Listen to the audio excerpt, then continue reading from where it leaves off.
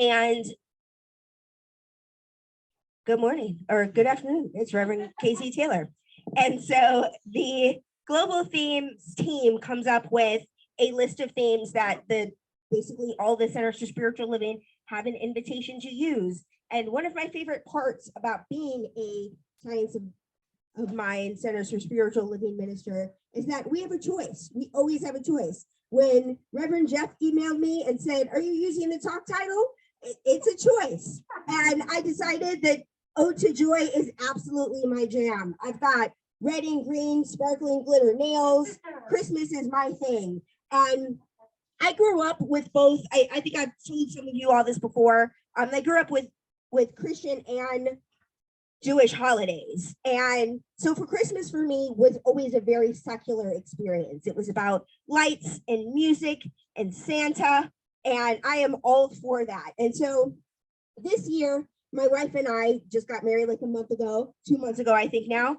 And thank you.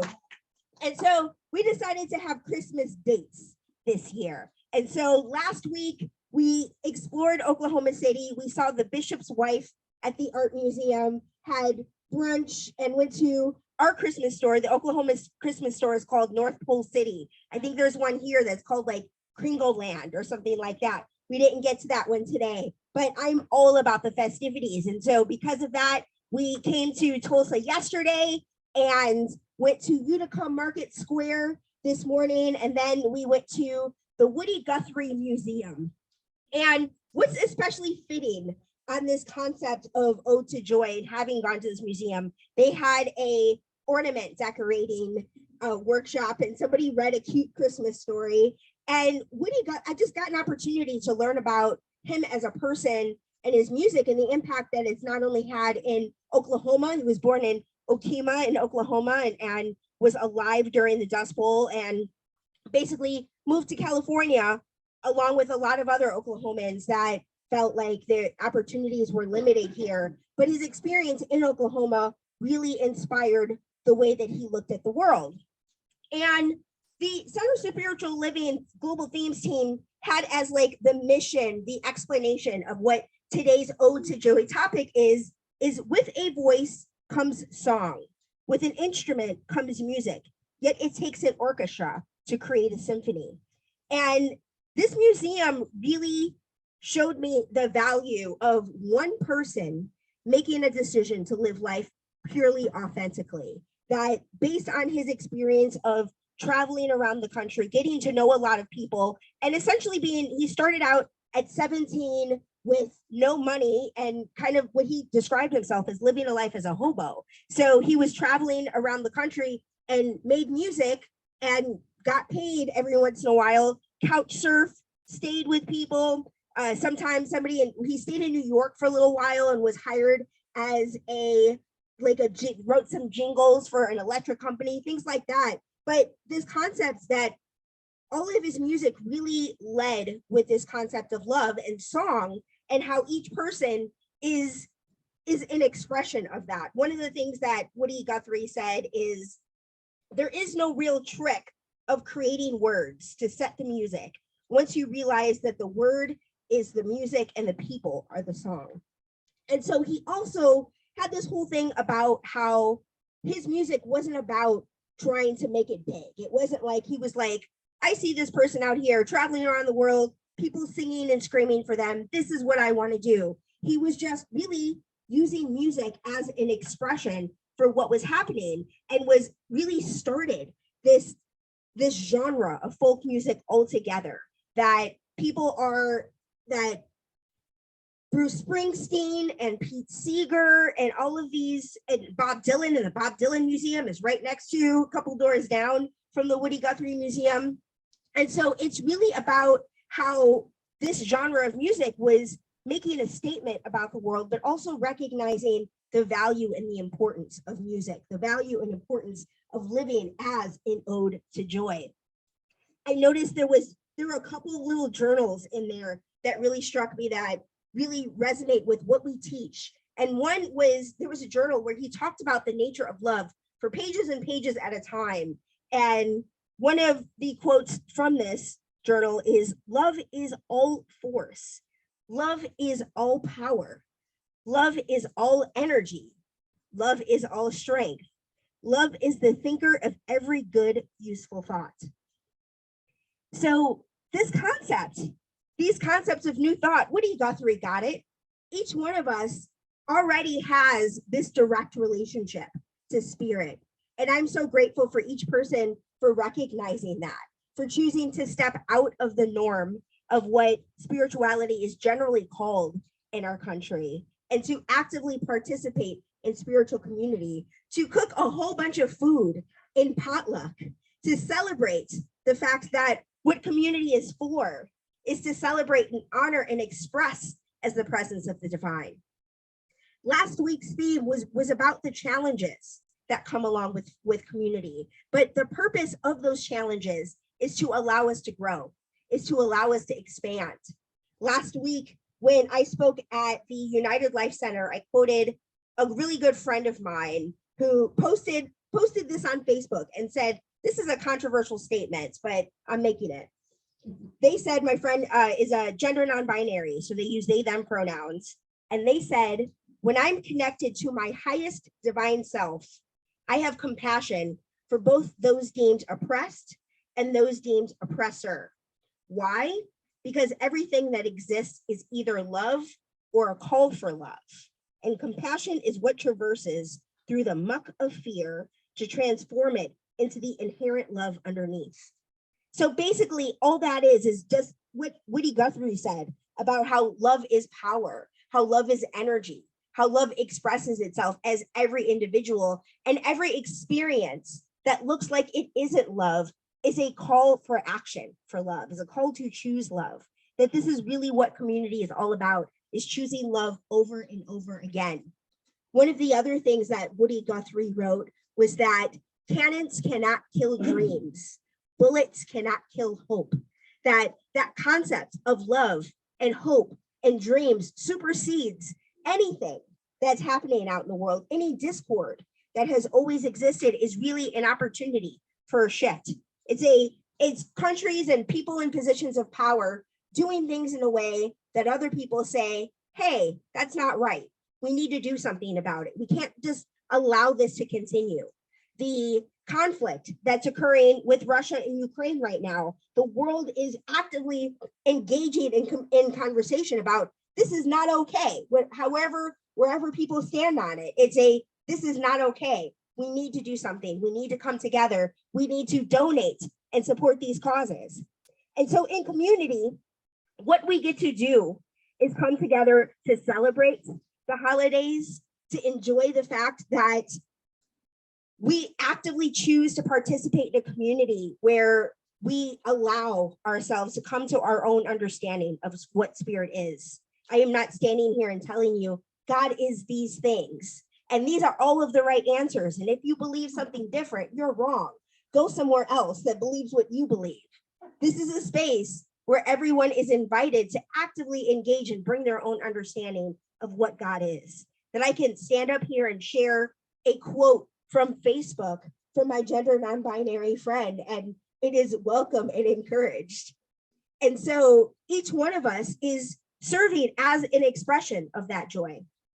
I heard on the radio in the parking lot while I was sitting out here, a minister, there was a commercial with a minister, it was on K-Love, and because we were listening to Christmas music, so like I said, I really like Christmas. And on K-Love, this minister told this story about a guy named Mo that lived his life reacting to other people, and he was always disappointed with what was happening in his life.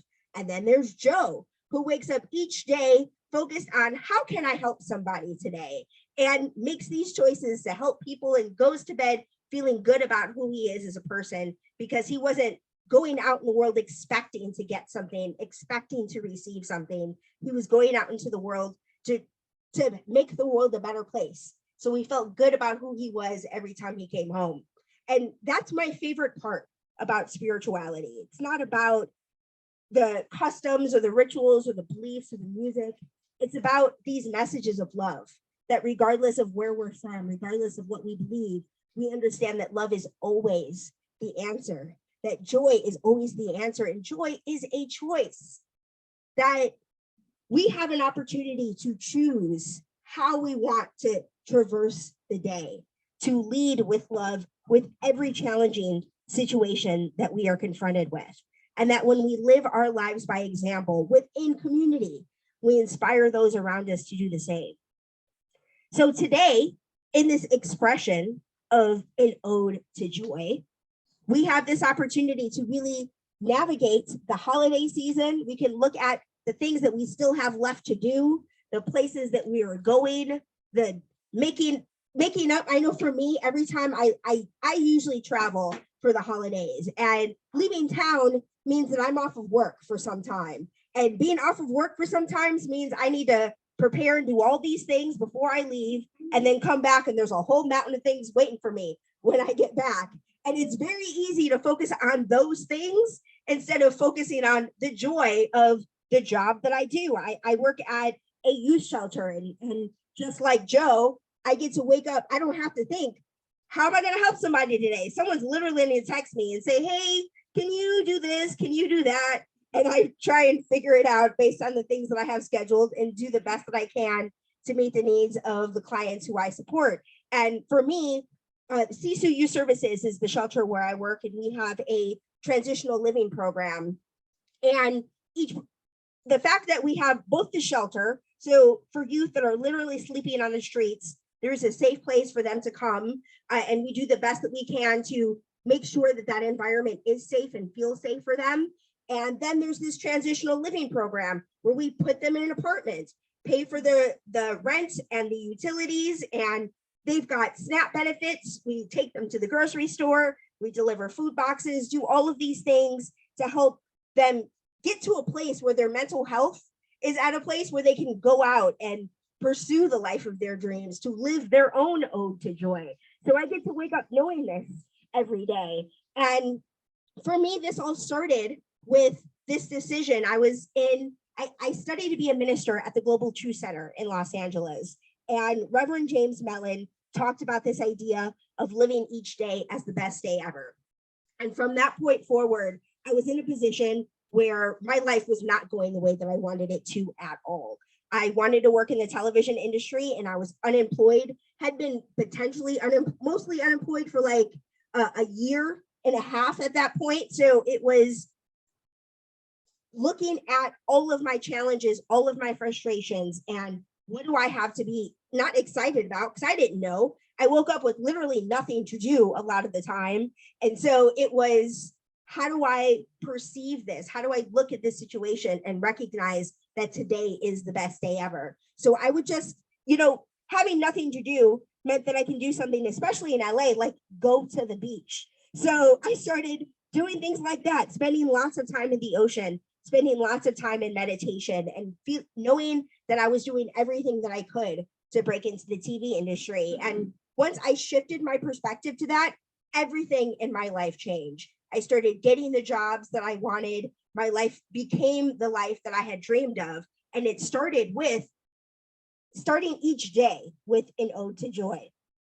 Part of my own personal practice also comes from, at the end of each year, I did do this last year. I keep going back and forth. I have done this every year for like 15 years or something like that. When I first was introduced to the Centers for Spiritual Living, I mentioned this last time I was here, was this concept of a burning bowl, where, and I think you all are going to have one. I think Reverend Jeff said that it inspired you all to actually host one. And so it started with that burning bowl. And Next Gen is this organization that's kind of an offset of Centers for Spiritual Living for people who are 19 to 35-ish. So I went to the summer retreats, and the winter retreats were silent meditation retreats with all of these spiritual practices to allow for that releasing of the year and then claiming equality for the year. And because December 31st falls on a Saturday and January 1st falls on a Sunday, originally I said, I'm going to spend this weekend doing this work for myself. And my wife said, well, why don't you do that for other people? And I was like, all right, that makes sense. And so at our center in Oklahoma City at spirituncensored.org, is where you can get more information and tickets if you are so interested. But that's a practice that I've participated in for 4 years, other places that I created intending for myself, but is a space that I get to participate in community in this ode to joy, that I get to start 2023 conscious of my own clear intentions and also having spent time in reflection and meditation around what it is that I'm ready to let go of and leave in 2022. We'll see what comes up for me. I don't even know the answer for that part. So these kinds of practices, whatever it is, like the burning bowl that you are doing here, showing up on Saturday afternoons, participating in community, making food for each other in potluck, and celebrating the presence of the divine as each one of us, showing up online and having these designated spiritual practices to participate in community virtually and live in person, regardless of the events that are happening in the world that led so many of us to be engaging in virtual conversations. All of that is what allows for what we do in a place like Tulsa, Oklahoma, to have a larger impact on the rest of the world. I believe Marguerite is in Florida. You know, it's that we have an opportunity to really come together as community, live our lives by example, and inspire others to do the same. So what I would love to do is to affirm this in prayer. I invite each one of you to take a moment to get comfortable in your seat, settling in and focusing on the breath. Remembering that the breath is what we all have in common. The plants are breathing. We are participating in this divine exchange of carbon dioxide and oxygen with all of the living, breathing beings around us. And that is a perfect expression of what spirit is and how it works. It is always available. It is always breathing us. And how joyful it is that we don't have to think about the breath. The work is already being done for us. Our hearts are already beating. Our bodies are perfectly crafted, designed for us to speak and think and move, engage and interact in community. And I am so grateful that each one of us was inspired to show up here today, inspired to participate in this experience of celebrating an ode to joy, to living our own lives by example, choosing to help one another, to support one another, and actively participate in the experience of community. I'm so grateful for what manifests as a result of this experience and this prayer. And I invite each one of us to affirm this truth, this word by saying, and so it is.